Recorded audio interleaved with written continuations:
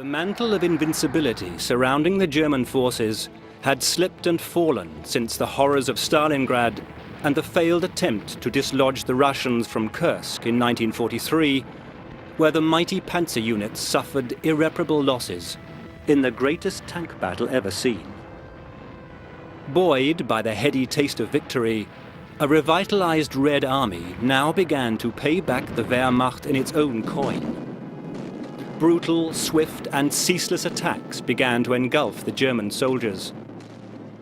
As the last months of World War II passed, so too did the gory shadow of German occupation in Russia. Just as Hitler had craved possession of Stalingrad, Stalin was now obsessed with the symbolic significance of just one town, and that obsession brought about the most terrible end to the Second World War that anyone could have imagined in the devastated city of Berlin. Hitler was in a quandary when he withdrew forces from the Orel-Kursk salient to bolster the failing Italian front. He did so against the wishes of his commanders, as he had done so often in the past. The Führer had still not comprehended the dramatic change that had taken place on the Eastern Front. An attack near Belgorod, shortly after the conflict at Kursk, proved this beyond doubt. Involving 18,000 Hitler youth sent fresh from Germany, the offensive pressed forward for 10 days before it too collapsed. The Russians began bombing the vitally important Romanian oil fields, from where Hitler drew his last reserves of oil. Once the Romanians defected from the Axis powers, Hitler's coalition structure, without which he was to become increasingly vulnerable, rapidly began to break down. The Bulgarians were forced into the Axis, only to surrender 4 days after declaring war on Russia.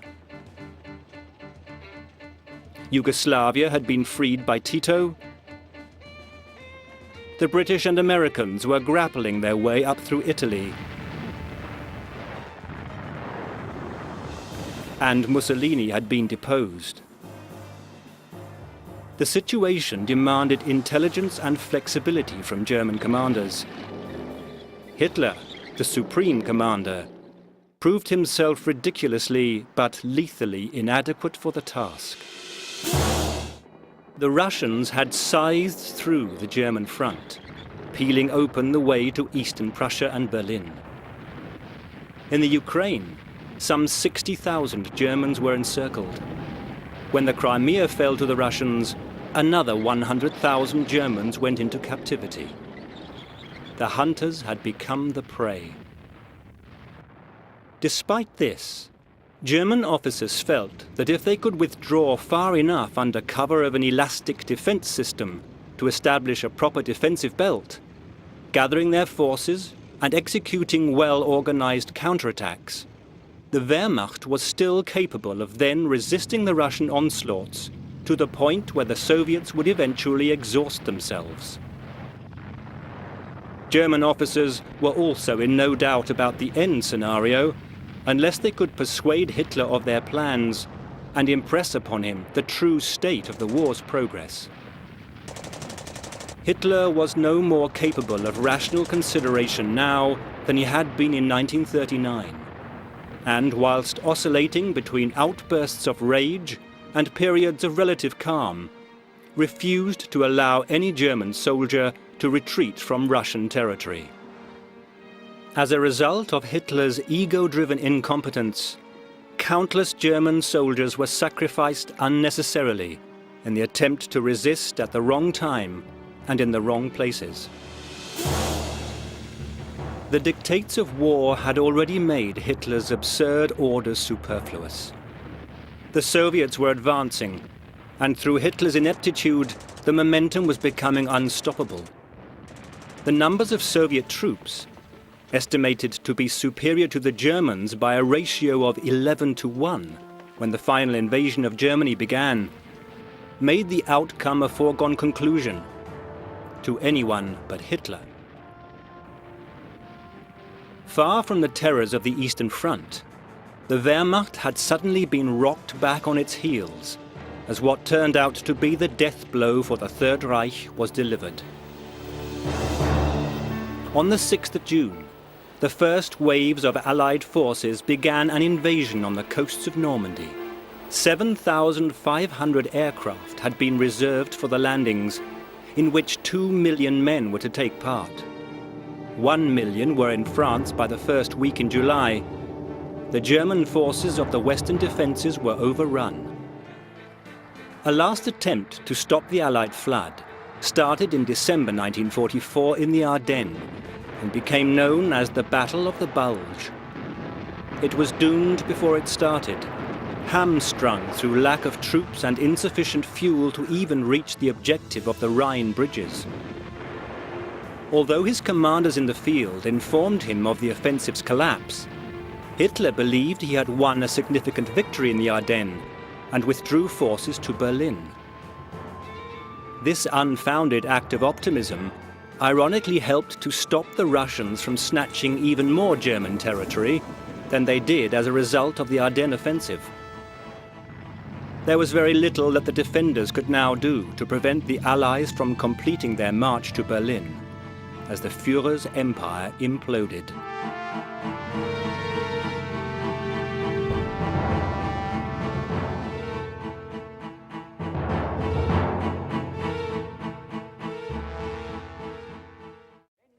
The Germans had a mortal fear of the Slavs in the east, a fear that had been stoked by continuous Third Reich propaganda.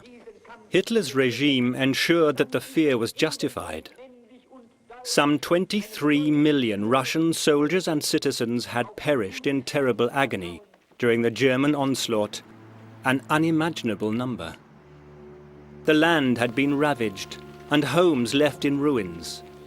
Such sights could only inflame Soviet wrath still further. The Germans may have been in full retreat, but they exacted a blood-stained toll from the Soviet soldiers. They destroyed anything from railway lines to weapons that they could not take with them. Yet even as they destroyed, German soldiers were in no doubt that if they fell into the hands of the Red Army, revenge would be swift and merciless. Worse still were the thoughts of what would happen to Germany and their own families should the unthinkable occur and the Russians invade the fatherland. Their minds overflowing with such possibilities, the soldiers fought on, not for Hitler, but for home. Events the following year would see their worst nightmares realized. Once the retreat was underway, the Russian partisans stepped up their attacks on the Germans, their supply lines and equipment, hitting them whenever and wherever they could. Many of the men had been evicted from their houses by the Germans or seen their homes blown up by them. Others had escaped from the huge German encirclements or fled from the threat of deportation to the Reich factories. One of the most heartbreaking episodes was that of 18-year-old Zoya Kosmodemyanskaya, captured whilst setting fire to German stables. Led to the gallows, her alleged crimes written on a board hung around her neck, she defiantly told her captors that they could not hang 190 million Russians. Then she was executed. The Russians were no longer the underdogs, no longer naive in the tactics of warfare. They had learned from the Germans and were now using their knowledge to devastating effect. Soviet starfighters and bombers flashed through the skies where once the Stukas had dived. Russian tanks smashed the panzers into flaming wrecks, and artillery hurled unceasing bombardments into the German lines. In the wake of the steady German retreat came the liberation of the Russian cities and towns that had withstood the stranglehold of German aggression. Leningrad had been freed from 900 days of starvation and never-ending bombardments in January 1944. 1 million people had died, a third of the population. Moscow, proud to have stood firm against the enemy siege forces, now allowed the Germans to see what they had been unable to possess, as some 57,000 of their erstwhile tormentors were paraded through the town centre before being taken to labour camps and mines. It was an extraordinary clash of emotions for the onlookers and the captives alike. The streets were pointedly washed clean once the prisoners had gone.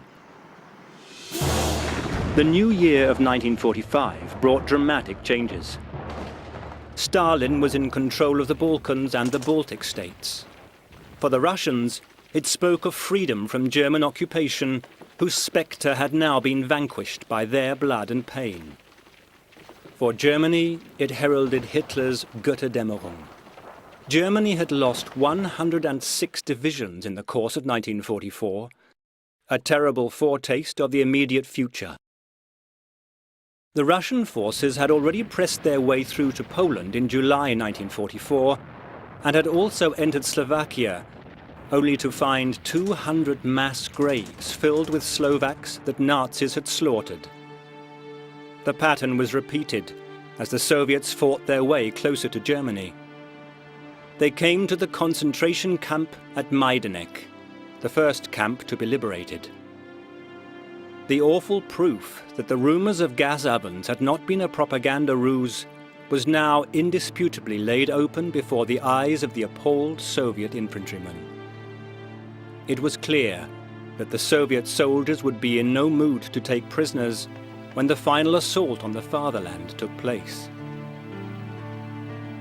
The dreadful consequences of Soviet infantrymen, inflamed anew by such discoveries, were soon to fall on the citizens of Berlin, now as terrified as were once the inhabitants of Leningrad and Moscow. The capital was already suffering intensely. The Allies had been sending squadrons of aircraft to bomb the city day and night, as they had done in Hamburg, Cologne, and many other towns throughout Germany. The priceless architectural heritage of a great city vanished forever in the hail of incendiaries and bombs from American and British revenge air raids. The Berliners had to live with the horror of blackened corpses, maimed survivors and orphaned children wandering confused between the burning houses. Caught between bombs and the last excesses of Nazi fanatics and Gestapo, they were victims at every turn. The success of the Russian attacks not only alarmed the inhabitants of Berlin, it brought German refugees fleeing Russian retribution in the Eastern Territories, flooding into the chaos that was beginning to overwhelm the capital.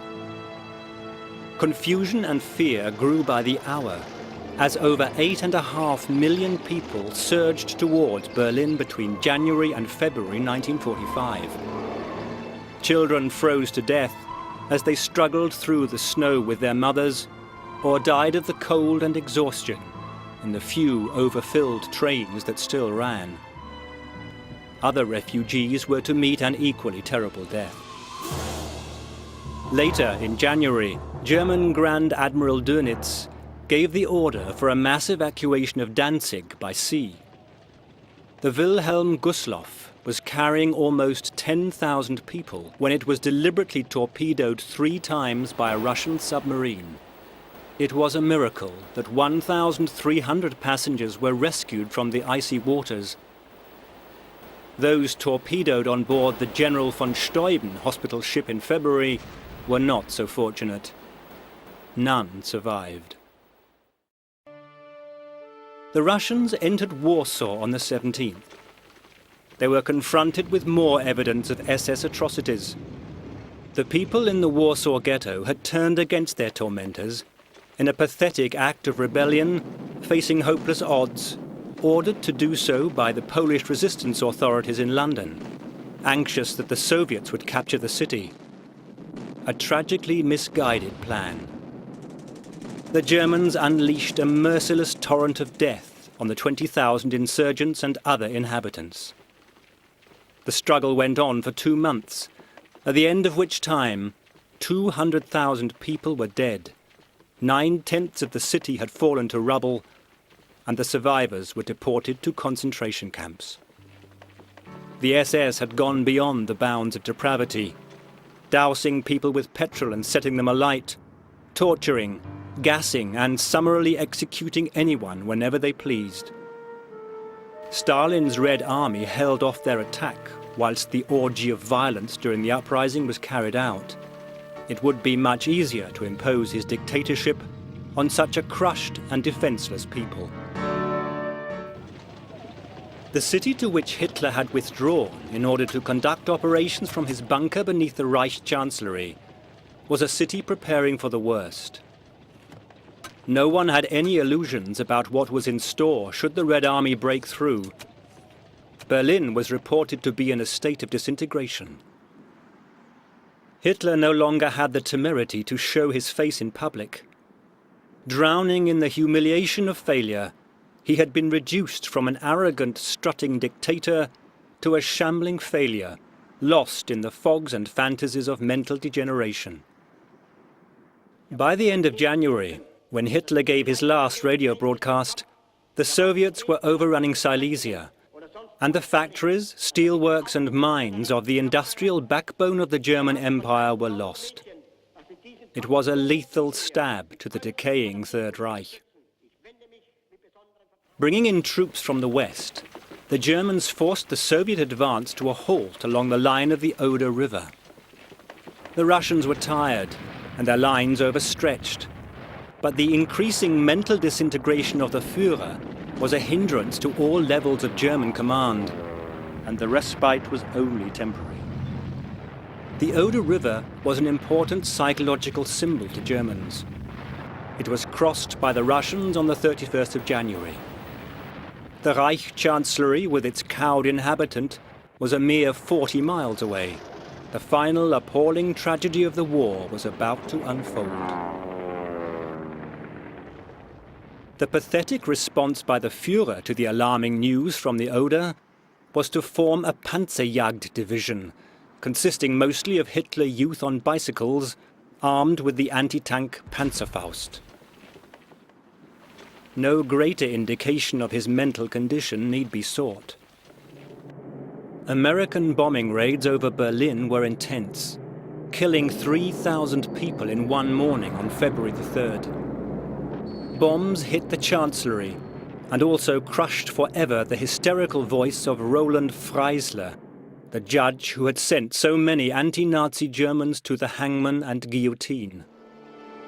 On the same day, Roosevelt and Churchill flew to meet Stalin at Yalta. The conference, which divided a defeated Germany into zones of occupation, revealed increasing tensions amongst the Allied leaders and spelt the end of hopes for an independent Poland. 10 days after Yalta ended, British and American bombers committed one of the most angrily disputed acts of the last months of the conflict. They obliterated Dresden. The fighting became bitterly vehement, especially around fortified towns throughout February and March. In Königsberg, the capital of Eastern Prussia, the remnants of the Third Army were now trapped. The battle for the town was unremitting in its violence. When it was finally captured, its defense had wasted the lives of 42,000 men. In Breslau, the blind fanaticism of the German command ensured that the worst siege of the war on German territory lasted until after Berlin had fallen. With the severity of the battles increasing, so too did the punishments for those attempting to desert or avoid the carnage. On both sides of the line, the alternative to fighting was to be hanged or shot. An eerie air of catastrophe was setting over Germany. Hitler's ranting instability caused fierce rows with a fearless General Guderian about the strategy to deal with the situation. Guderian only managed to squeeze a German panzer counterattack towards the coast out of the Führer, but this had to be abandoned 48 hours later. The Russian presence was simply too great.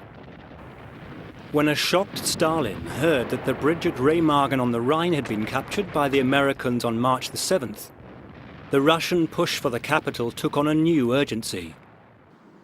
Aware that Churchill wanted to get to Berlin before the Russians, Stalin saw that this possibility now existed. He need not have worried. Roosevelt and the Americans were anxious to placate Stalin, and Churchill's misgivings, based on reports from Soviet-occupied Poland, were ignored.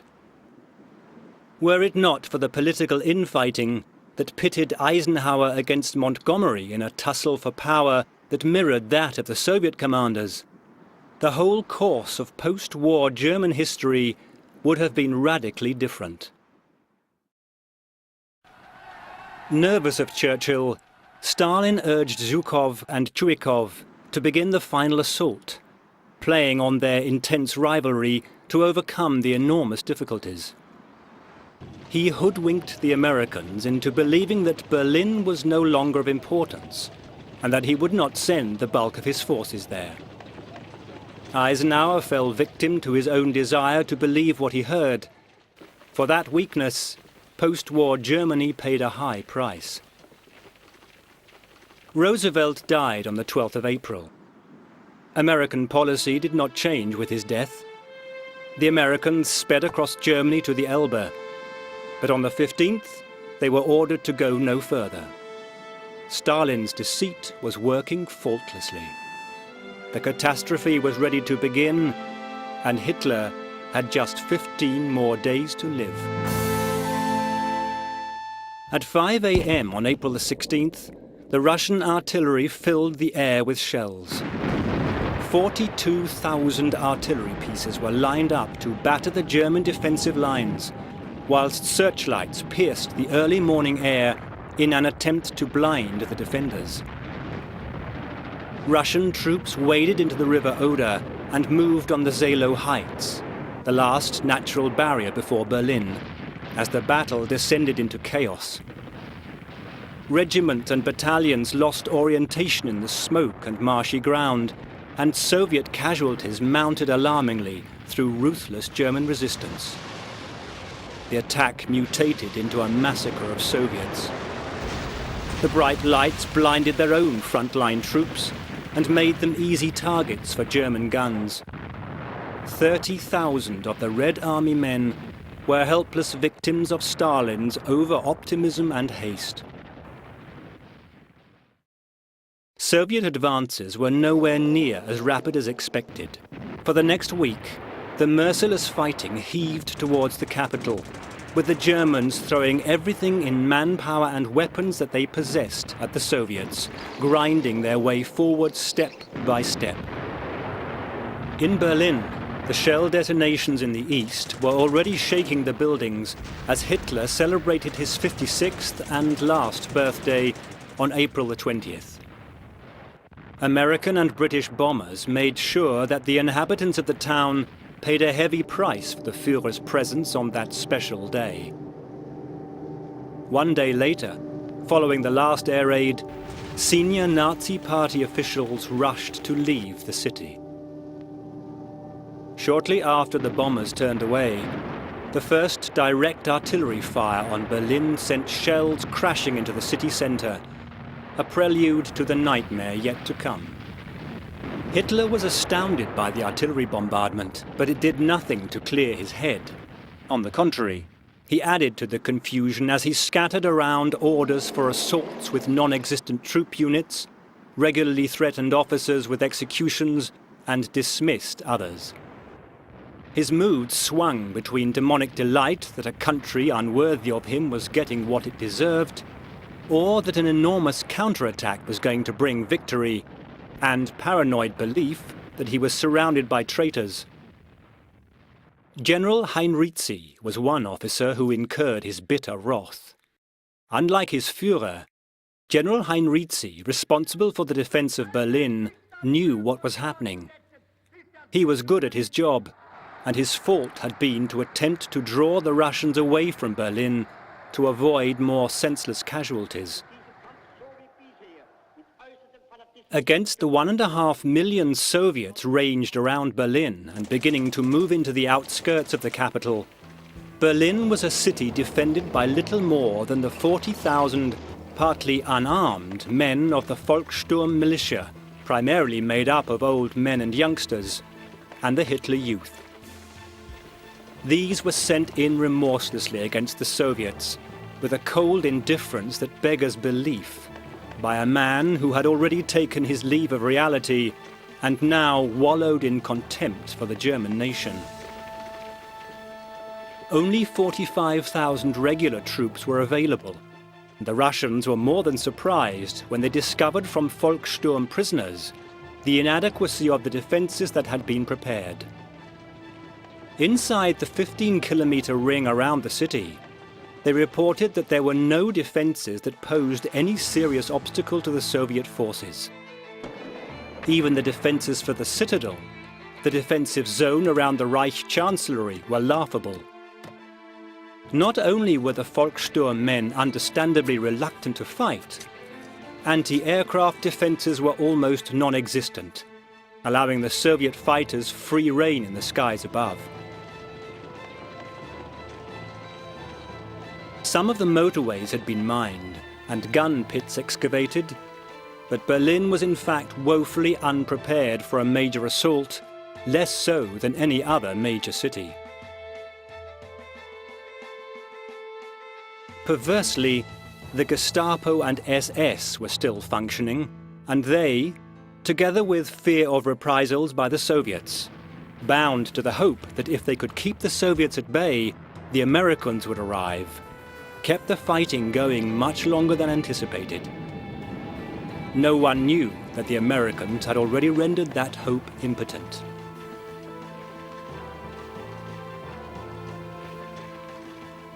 So the Soviets and Germans were locked in combat for the last time as they reenacted the ghastly street fighting in Stalingrad. Those left in Berlin were now in the very center of the vortex of terror. The soldiers knew that it was going to be, as they described it later, a battle fought over corpses for a cause that had been lost a long time before. But the fear of the Bolsheviks was far greater than the fear of death. The heavy artillery bombardments began to give way to attacks by Soviet storm troops. Groups of 6 to 8 men with submachine guns, grenades, knives, even sharpened spades, all grisly reminiscent of Stalingrad. They found themselves having to clear their way house by house, as the SS and Volkssturm men abandoned barricades which were obvious targets and took up positions in the ruins. Machine guns and rifles were placed in the upper floors, whilst the Panzerfausts, which worked more efficiently on the level, were sited on the lower floors and cellars. Separate groups of Russians made their way along the rooftops, the cellars and the streets to deal with the threat lowering behind the walls. The Soviets used flamethrowers and grenades to dislodge the defenders, blowing up cellars and rooms with complete disregard for civilian casualties. General Chuikov had ordered his men to hurl grenades into every room they passed and follow up with machine gun fire. If the civilians weren't killed, they were forced out into the street at gunpoint, into the thick of the fighting.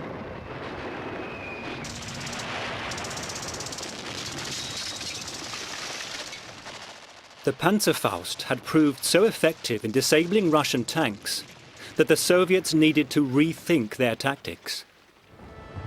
By the 25th of April, Tempelhof airfield was submerged in a vicious struggle for control.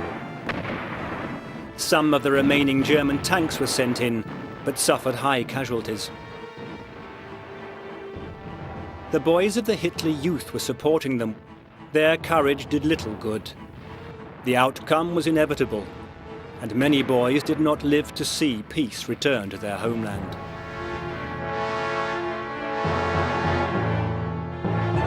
After the airfield had fallen to the Russians, they rounded up 2,000 women to clear the debris of battle. And if the Americans needed any further proof of Stalin's intentions, the following day, the Russian artillery launched a massive bombardment of the city center, backed up with sweeping air raids. This led to even further tension between the rivals, Zhukov and Chuikov. The self-inflicted casualty rates were soaring, but the rivalry ensured that such waste of Russian lives continued. Tiredness causing slow reactions and lack of adequate training also took a toll of young Russian soldiers, as it did of the Germans. Around the corpses of both defenders and attackers, disabled tanks and rubble made the Soviet advance increasingly difficult. For each Russian tank knocked out, retaliation often came in the form of a Katyusha salvo, which made the chaos even worse. It was incredible that anyone survived the onslaughts. German civilians cowering in the bunkers and cellars fared no better than the soldiers. There was little, if any, food, no water, and the hospitals and dressing stations lacking anesthetics began to resemble slaughterhouses. Even in these last days of the assault, the fighting outside the city went on, claiming countless Soviet and German lives. Infused with fatalistic determination, the Germans were still counterattacking and even encircled Soviet forces to the north of the city and near Halbe in the south. But the facts covered the brutal reality. The fighting was terrible. German deaths reached horrific levels as the Russian air forces and artillery pounded the defenders mercilessly. Corpses covered the pavements completely. Others lay amongst weapons and the debris from houses, whilst the wounded lay unattended, exposed to fighting that swelled around them.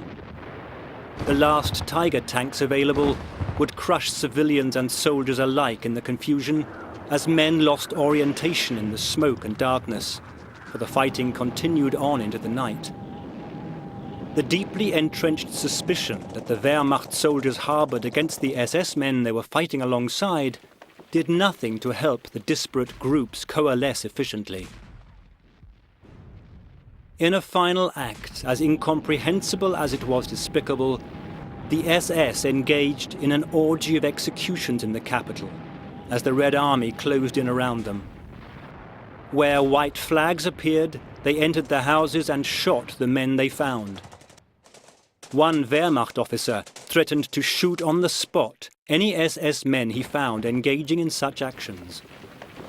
Even some members of the Hitler Youth sprayed houses with machine gun fire if a white flag hung outside. Civilians were caught in the vicious, indiscriminate violence engendered by the fanaticism of both sides. The smell of decaying corpses and the stench of burnt-out buildings ensured that the horror was as all-consuming as it was possible for it to be. Not even in the bunkers was there any respite for the injured and terrified citizens, for the Soviet artillery pounded them without remorse.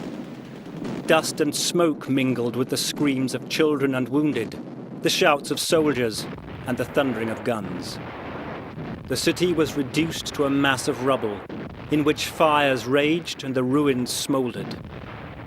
House by house and room by room, the Soviets pressed forward under appalling losses, for the Germans gave no quarter. The Soviets were being made to pay a heavy price for the glory of capturing Berlin. Every attack met with desperate gunfire and rigid resistance. Soviet officers and men fell with each step they took to victory.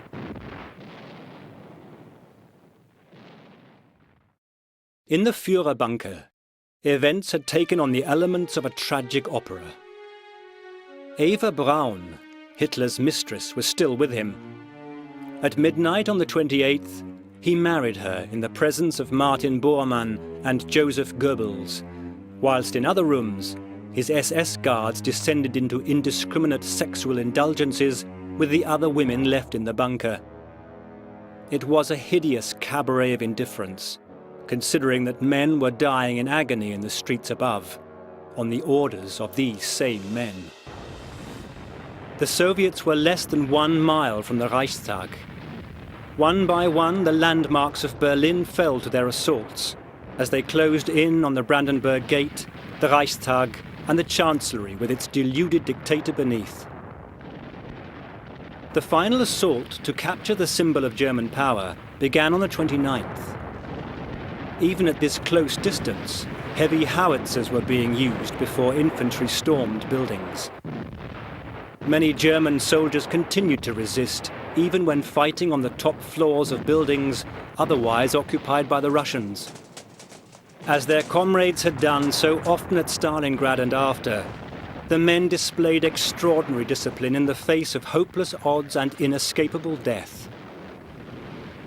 At dawn on the 30th, the Soviets had penetrated to within 400 meters of their prize, the Reichstag Parliament building. It was surrounded with a network of defended positions amongst the destruction, and the entrances were sealed.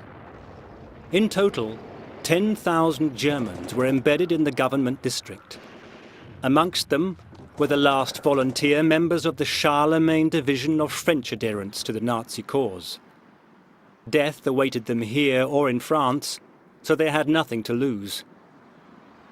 For the Soviets, so close to victory, the last assaults were going to be every bit as bloody as any that had gone before. Some 90 guns from the Soviet artillery subjected the Reichstag to a continuous pounding that astonishingly was unable to destroy it completely. An attempted assault failed as German anti-aircraft guns sighted at the Zoo bunker 2 kilometers away opened up. Any thoughts of taking the building that day had to be abandoned, and the troops remained under cover as more tanks and self-propelled guns were gradually brought up to help in the task. Elsewhere, and throughout the day, the fighting went on unabated as the death toll on both sides steadily climbed.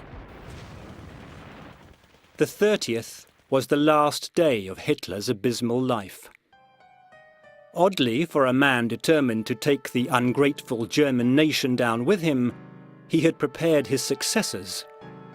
Admiral Dönitz was to be President of the Reich, Joseph Goebbels, Reich Chancellor. There was to be no question of capitulation. Berlin was to endure its agony to the final minute. In the early afternoon, Eva Braun and probably Hitler too poisoned themselves. Shortly after, a shot rang out. The Führer was dead. The man who had caused so much unspeakable misery was finally too scared to face the world on which he had unleashed such an inferno of death, and died as the centre of his 1,000-year Reich and its distorted philosophies were being blown apart. The corpses of the dead couple were taken outside into the garden of the Chancellery, doused with petrol and burned. Those standing around raised their arms in Nazi salute. The revolting infection of National Socialism had still not been defeated. The Russians, enthused by their advances across country to the north of Berlin, even seriously discussed the idea of taking Denmark. Only swift British action by the troops under Field Marshal Montgomery to occupy the northern sector of Germany prevented them from gaining an even greater foothold in Europe. But the Americans had no intention of doing the same for Prague. The new American President Truman refused a British request to have American troops prevent it from falling into Russian hands.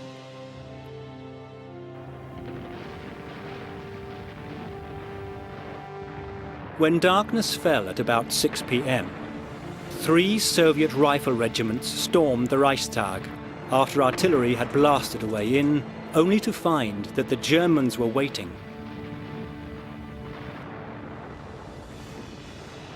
With rifles, hand grenades and even panzerfausts, a terrible and bloody battle exploded within the walls of the Parliament. Even as the red flag of victory was hoisted up outside, the fighting continued inside throughout the night in a futile gesture of defiance. No one knew that Hitler was dead. Not until the afternoon of the following day did the German defenders lay down their weapons. From the remains of Hitler's entourage left in the Chancellery, an attempt was made to negotiate a ceasefire with the Soviets. Goebbels refused unconditional surrender. The Soviet response was to unleash what has been described as a hurricane of fire on what was already a devastated city. No one was to be spared, even in the dying embers of the Third Reich. There was no ceasefire to end the terror immediately. Whilst some, such as the defenders of the fortress at Spandau, negotiated an end to the hostilities for their bunker, others continued fighting. Attempts at breakouts to avoid Soviet captivity, using the last of the tanks, ended in massacres of civilians and soldiers alike. Most of those left in the Chancellery had fled following Hitler's death to try their luck in escaping the Russians. The officers left behind committed suicide. In an act of grisly fanaticism, Goebbels and his wife Magda gave their children morphine and then poisoned the drugged children. Goebbels and his wife bit their ampules of poison. Whether they then shot one another simultaneously or someone else finished the task is unknown. Their bodies were then also cremated. Piece by piece, Nazism disintegrated.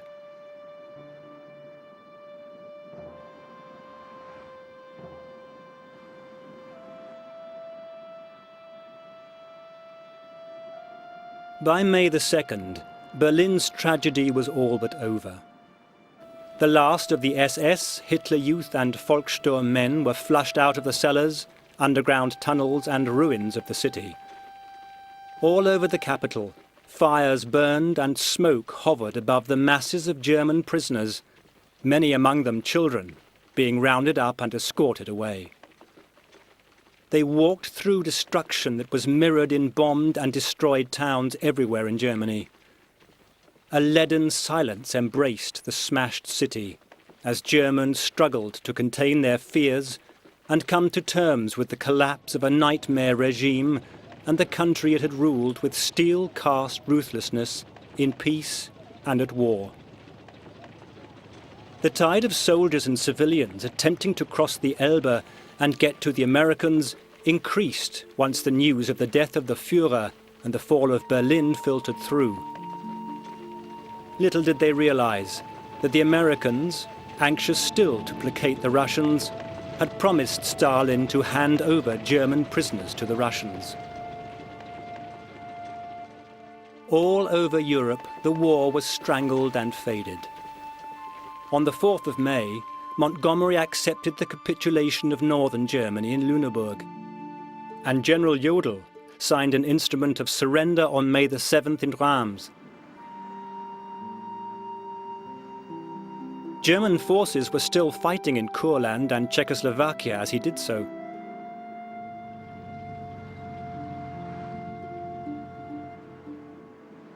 One day later, Wilhelm Keitel was summoned to sign the Act of Capitulation in Berlin. For Europe, the greatest war in the history of mankind was over. The suffering, the scale of the slaughter for the Soviets is almost too overwhelming to be understood. An estimated 1 in 7 of the Russian population were dead. 28 million people. This was almost 19,000 people for each 24 hours of the conflict. Another 25 million had been left homeless. They had been subjected to every manner of barbarity that the Nazi regime could muster, against a people whose only crime was to resist Nazi terror. The only good that came of all this misery was the end of the 1,000-year Reich and its main proponents. Nothing could ever replace the dead husbands, daughters, wives and sons, or erase the vile and painful memories of all who survived. They would always remain. The sight of Göring and other Nazi adherents on trial in Nuremberg after the war did little to help. The majority of sentences were too lenient in view of the heinous crimes they had perpetrated. Göring too escaped his execution with a cyanide capsule. Not even Stalin was interested in pursuing the Nazi elite. His interests lay elsewhere, as parts of battered Europe were now swamped with a new version of total dictatorship. The Yalta Conference had also sealed the fate of Russian prisoners and deserters who were to be handed back to Stalin's gruesome regime. The men of the Red Army who had dared to allow themselves to be captured and undergone years of hardship and mistreatment at the hands of the Germans were herded together to be used at best as slaves in the labor camps and mines of Mother Russia. The victory in Germany was degraded by another dictator who made a mockery of the sacrifice of millions of men.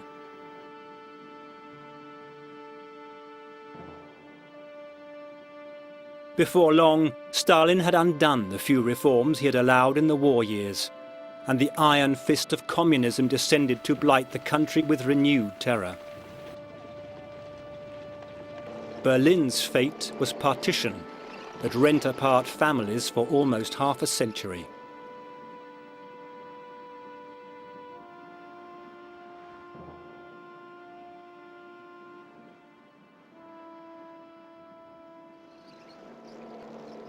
But nothing can deprive the Soviet people of their momentous achievement, without which the virulent cancer of National Socialism may have ruled even longer over the peoples of Europe.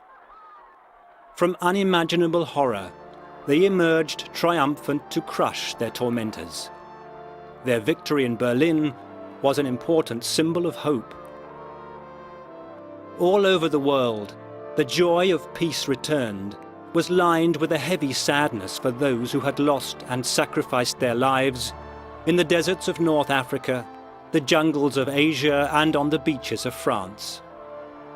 Subsequent conflicts prove how unlikely it is that politicians will ever exhaust the excuses to send soldiers to their deaths. But the depth and extent of depravity and human degradation of Hitler's rule were unique, as were the sacrifice and courage of those men and women who lived and died during the black years of World War II.